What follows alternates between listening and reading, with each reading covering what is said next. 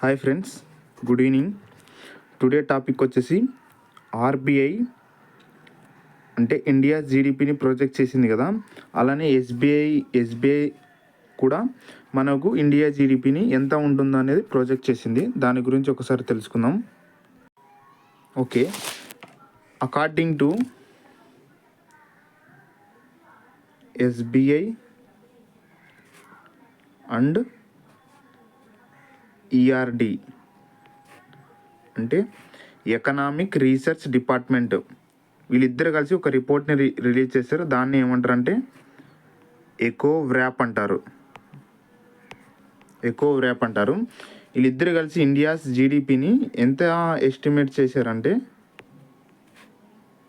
India's GDP is expected to growth అంటే ఎంత పెరగబోతుందంటే 7.0% నుంచి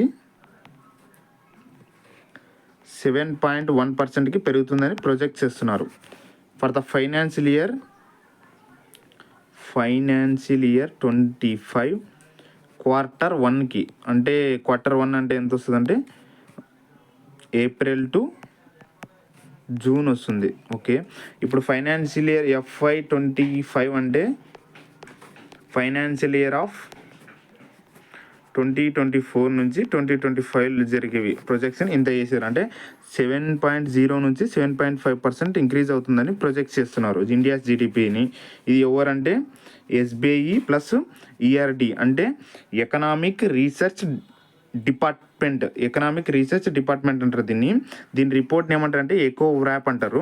ఇండియా జీడిపిని ఎంతగా ప్రొజెక్ట్ చేశాయంటే 7.0 to 7.01%కి ఇంక్రీజ్ అవుతుందని ప్రొజెక్ట్. అలానే వీళ్ళు అంటే దీనితో పాటు వీళ్ళు జీవీఏను కూడా ప్రొజెక్ట్ చేశారు. జీవీఏ రేంజ్ ఎంత ఉండాలనేది కూడా ప్రొజెక్ట్ చేశారు. జీవీఏ రేంజ్ 6.7% నుంచి 6.8%కి ఇంక్రీజ్ అవుతుందని వీళ్ళు ఎస్టిమేట్ చేశారు. జీవీఏ రేంజు 6.7% నుంచి 6.8%కి ఇంక్రీజ్ అవుతుందని వీళ్ళే అంటే ఎస్బీఐ ఈఆర్డి వాళ్ళు రిపోర్ట్ని రిలీజ్ చేశారనమాట. అంటే ప్రొజెక్ట్ చేసినారు. మళ్ళీ ఇది అంటే ఫ్యూచర్ ఫైనాన్షియల్ ఇయర్లో ఇంత ఉంటుందని ప్రొజెక్ట్ చేస్తున్నారు వీళ్ళు. ఇప్పుడు ఎస్బీఐది తెలుసుకున్నాం కదా ఎంత ప్రొజెక్ట్ చేసింది. అదే ఆర్బీఐ ఫోర్కాస్ట్ ఇండియా జీడిపిని ఎంత ప్రొజెక్ట్ చేసిందంటే ఫైనాన్షియల్ ఇయర్ ఇది RBI forecast India's growth rate. RBI forecast India's GDP ఎంత ప్రొజెక్ట్ చేసిందంటే ఫైనాన్షియల్ ఇయర్ 2025కి 7.2%గా ప్రొజెక్ట్ చేసింది ఆర్బీఐ. అదే Q1కి ఫైనాన్షియల్ ఇయర్ 2025కి 7.1గా ప్రొజెక్ట్ చేసింది. అదే Q2కి వచ్చేసి ఫైనాన్షియల్ ఇయర్ 2025కి Q2కి ఎంత ప్రొజెక్ట్ చేసిందంటే 7.2 ప్రొజెక్ట్ చేసింది. తర్వాత Q3కి ఫైనాన్షియల్ ఇయర్ 2025కి 7.3గా ప్రొజెక్ట్ చేసింది. ఓకే, Q4కి ఫైనాన్షియల్ ఇయర్ 2025కి 7.2గా ప్రొజెక్ట్ చేసేసి 7.2గా ప్రొజెక్ట్ చేసింది. ఇది ఫ్రెండ్స్ ఆర్బీఐ ఫోర్కాస్ట్. ఇండియా జీడిపిని ఎంత ప్రొజెక్ట్ చేసిందంటే ఆర్బీఐ ఫైనాన్షియల్ ఇయర్ 2025కి 7.2 గాను, తర్వాత ఫైనాన్షియల్ ఇయర్ Q1కి 2025 Q1కి 7.1 గాను, Q2 ఫైనాన్షియల్ ఇయర్ 2025కి 7.2 గాను, తర్వాత Q3 ఫైనాన్షియల్ ఇయర్ 2025కి వచ్చేసి 7.3 గాను, మళ్ళీ లాస్ట్ Q4కి వచ్చేసి 7.2గా ఎస్టిమేట్ చేసింది. ఇది దాని గురించి. అదే ఎస్బీఐ వచ్చేసి 7.1గా ప్రొజెక్ట్ చేసింది ఫైనాన్షియల్ ఇయర్ 25 Q1కి. జీవీఏ వాళ్ళని 6.7% నుంచి 6.8% వరకు ఉంటుందని జీవీఏని ప్రొజెక్ట్ చేసింది.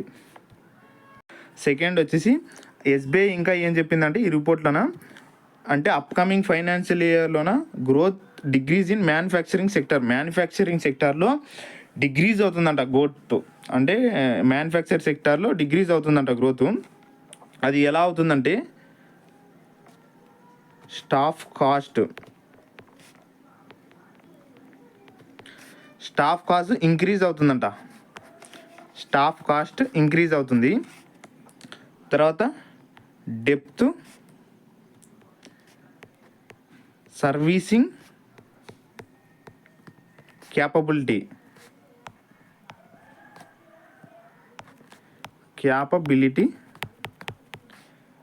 డిగ్రీజ్ అవుతుంది. అంటే ఇప్పుడు స్టాఫ్ కాస్ట్ అంటే మనం అంటే వాళ్ళకి పే చేసే అమౌంట్, అంటే స్టాఫ్ ఉంటారు కదా, వాళ్ళకి పే చేసే శాలరీస్ పెరుగుతున్నాయి, కానీ వాళ్ళు చేసే పని మాత్రం తగ్గుతుంది. ఇండస్ట్రియల్ సెక్టార్లో తగ్గుతుంది. డెప్త్ సర్వింగ్ క్యాపబిలిటీ, వాళ్ళ యొక్క సామర్థ్యం అనేది తగ్గుతుంది. తగ్గటం లేదు, సారీ, ఇక్కడ స్టేబుల్గా ఉంటుంది. సారీ, ఇది తగ్గడం కాదు, స్టేబుల్గానే ఉంది. వాళ్ళ డెప్త్ సర్వీసింగ్ క్యాపబిలిటీ స్టేబుల్గా ఉంది. ఇది తగ్గటం కాదు, సారీ, బై మిస్టేక్ వచ్చింది. వాళ్ళది స్టేబుల్గా ఉంది. అదే స్టాఫ్ కాస్ట్ వచ్చేసి ఇంక్రీజ్ అవుతుంది. తర్వాత డెప్త్ సర్వీసింగ్ క్యాపబిలిటీ వచ్చేసి స్టేబుల్గానే ఉంది, ఏం ఇంక్రీజ్ కాలేదు. వాళ్ళ శాలరీ పెంచినా వాళ్ళ యొక్క చేసే పనితనం వచ్చేసి పెరగలేదు. దీనికి కారణంగానే మనకు డిగ్రీజ్, అంటే మ్యానుఫ్యాక్చరింగ్ స్ట్రక్చర్లో గ్రోత్ లేకున్నట్ల డిగ్రీజ్ అయిపోయింది అనమాట. ఓకే, ఇప్పుడు అబౌట్ కార్పొరేట్ ఇండియా గురించి తెలుసుకుందాం మనం. కార్పొరేట్ ఇండియాలో అంటే ఫైనాన్షియల్ ఇయర్ 24కి కంపేర్ చేసుకుంటే, అంటే 24 నుంచి ఫైనాన్షియల్ ఇయర్ 2025కి కంపేర్ చేసుకుంటే, వీటితో నుంచి వీటికి కంపేర్ చేస్తే ఏం జరిగిందంటే 4000 లిస్టెడ్ ఎంటిటీస్, అంటే లిస్టెడ్ ఎంటిటీస్ ఉంటాయి కదా, అవి టాప్ లైన్లో ఉన్నాయి. జస్ట్ లైక్ ఈ లిస్టెడ్ కంపెనీస్ మాదిరి అవి టాప్ ప్లేస్లో ఉన్నాయి. తర్వాత as well as bottom line growth వచ్చేసి బాటమ్ లైన్ గ్రోత్ వచ్చేసి 9% ఉందని చెప్పారు. లాస్ట్ ఇయర్కి ఎంత గ్రోత్ అంటే 9% ఉందని చెప్పారు. అదే 4000 ఎంటిటీస్ టాప్ లైన్లో ఉంటే, బాటమ్ లైన్లో వచ్చేసి గ్రోత్ వచ్చేసి 9%గా ఉందని చెప్పారు. అది అబౌట్ కార్పొరేట్ ఇండియా. అది అదేవిధంగా కార్పొరేట్ జీవీఏ ఎంత ప్రొజెక్ట్ చేసిందంటే, ఎంత ఇంక్రీజ్ అవుతుందని ప్రొజెక్ట్ చేసిందంటే 10.9 10.9% Q1 ఫైనాన్షియల్ ఇయర్కి ఇంత ప్రొజెక్ట్ చేసింది. అంటే ఇంత ఉంటుందని as compare to Q4 financial year 24, అంటే 2024 ఫైనాన్షియల్ ఇయర్కి Q4లో వచ్చేసి దీనికి ఎంత ఉంటుందంటే 7% ఉంటుంది. అదే ఇది Q3 ఫైనాన్షియల్ ఇయర్ 24లో వచ్చేసి 26% ఉంటుంది. వీటితో కంపేర్ చేస్తే 10% ఇంక్రీజ్ అవుతుందంట. 10% ఇంక్రీజ్ అవుతుందంట Q1 ఫైనాన్షియల్ ఇయర్ 2025కి. అది ఎప్పుడంటే ఏప్రిల్ నుంచి జూన్ వరకు ఉంటుంది. ఏప్రిల్ నుంచి జూన్ వరకు 2025లో ఇంత ఇంక్రీజ్, అంటే 10.9% ఇంక్రీజ్ అవుతుందని చెప్తున్నారు, ఎస్టిమేట్ చేస్తున్నారు. అదే అగ్రికల్చర్ వచ్చేసి పాజిటివ్ గ్రోత్ చూపిస్తుందంట. అగ్రికల్చర్లో వచ్చేసి పాజిటివ్ గ్రోత్ చూపిస్తుంది. ఎంత ఎస్టిమేట్ చేస్తున్నారంటే ఫైనాన్షియల్ ఇయర్ 2025కి ఎంత ఎస్టిమేట్ చేస్తున్నారంటే 4.5% నుంచి 5%కి పెరుగుతుంది అని ఎస్టిమేట్ చేశారు. అంటే పాజిటివ్ గ్రోత్ వస్తుందంట అగ్రికల్చర్లో ఫైనాన్షియల్ ఇయర్ 2025కి పాజిటివ్ గ్రోత్ వస్తుందంట. అదే మ్యానుఫ్యాక్చరింగ్ సెక్టార్లో వచ్చేసి నెగిటివ్ గ్రోత్ రేట్ వస్తుంది. నెగిటివ్ అంటే గ్రోత్ రేట్ డిక్రీజ్ అవుతుంది, ఇక్కడ ఇంక్రీజ్ అవుతుంది. ఇది ఒకటి పాయింట్. తర్వాత నెక్స్ట్ వచ్చేసి ఖరీఫ్ సోయింగ్, అంటే ఈ ఫైనాన్షియల్ ఇయర్లో ఖరీఫ్ సోయింగ్ అంటే ఖరీఫ్ క్రాప్స్ ఉంటాయి కదా, సోయింగ్ వాటి యొక్క టోటల్ ఏరియా ఎంత అంటే ఎంత నాటారంటే మొక్కలు, అంటే ఎంతమంది వ్యవసాయం నాటారంటే 103.1 మిలియన్ హెక్టార్స్గా ఈ ఫైనాన్షియల్ ఇయర్కి సో చేసినారన్నమాట క్రాప్స్. ఖరీఫ్ సీజన్లో 103.1 మిలియన్ హెక్టార్స్ సో చేసినారని ఎస్బీఐ రిపోర్ట్ ఇచ్చింది. అదే లాస్ట్ ఇయర్తో పోలిస్తే ఈ ఇయర్కి లాస్ట్ ఇయర్కి వచ్చేసి ఎంత సో పెరిగిందంటే 2% గ్రోత్ రేట్ వచ్చింది, ఎక్కువ అంట. ఈ ఫైనాన్షియల్ ఇయర్కి లాస్ట్ ఇయర్కి ఈ ఇయర్కి కలిసి చూసి 2% growth rate, sowing growth rate ఎక్కువ ఉంటుందంట. ఇది దానికి సంబంధించిన SBI report. India's growth rate, తర్వాత మ్యానుఫ్యాక్చరింగ్ సెక్టార్లో ఎట్లుంది, తర్వాత అగ్రికల్చర్ సెక్టార్లో ఎట్లుంది, తర్వాత కార్పొరేట్ గురించి, ఇండియా గురించి ఎట్లుంది. ఇప్పుడు ఎస్బీఐ గురించి తెలుసుకుంటే, ఎస్బీఐని ఫస్ట్ బ్యాంక్ ఆఫ్ కలకత్తా 1806, 1840లో వచ్చేసి బ్యాంక్ ఆఫ్ బాంబే, తర్వాత మద్రాస్ బ్యాంక్ ఆఫ్ మద్రాస్ వచ్చేసి 1843. ఈ మూడిటిని కలిపి 1921లో ఇంపీరియల్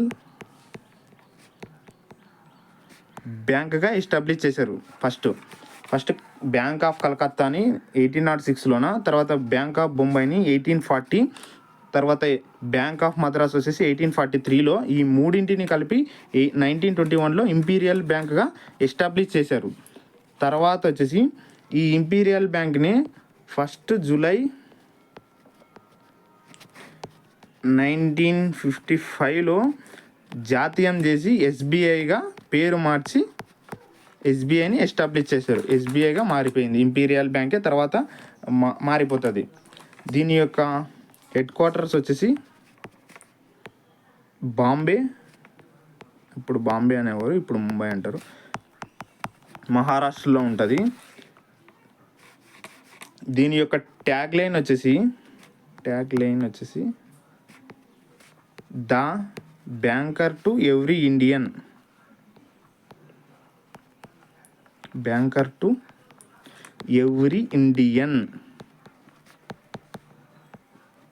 ఇండియన్. ఇప్పుడు ఎస్బీఐకి చైర్మన్గా ఎవరు వచ్చారంటే రీసెంట్గా అపాయింట్మెంట్ జరిగింది, చల్లా శ్రీనివాసులు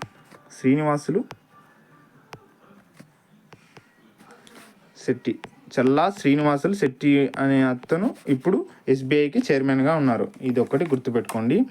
ఇది ఎస్బీఐ అంటే ఇండియాస్ గ్రోత్ రేట్ని ఎస్టిమేట్ చేస్తూ ఫైనాన్షియల్ ఇయర్ 2025కి ఒక రిపోర్ట్ని రిలీజ్ చేసింది.